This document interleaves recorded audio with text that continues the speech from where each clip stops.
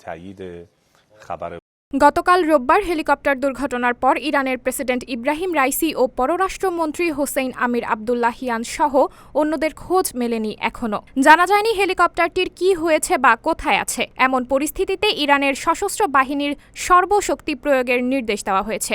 এমন অবস্থায় উদ্ধার কাজের সহযোগিতার জন্য তুরস্ক একটি বিশেষজ্ঞ দল পাঠাচ্ছে বলে জানানো হয়েছে রাষ্ট্রীয় সংবাদ মাধ্যমে। জানা গেছে, প্রেসিডেন্ট রাইসিকে বহনকারী হেলিকপ্টারের সন্ধানে ইরানকে সাহায্য করার জন্য তুরস্ক পাহাড়ে উদ্ধার কাজে বিশেষজ্ঞ ৩২ জনকে পাঠাচ্ছে।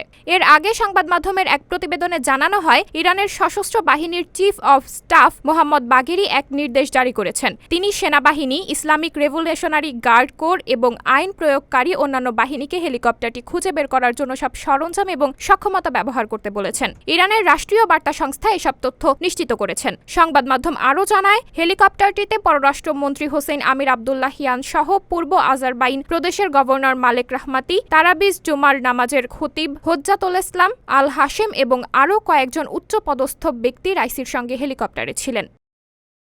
সাবরিনা জলিল, সবার কথা।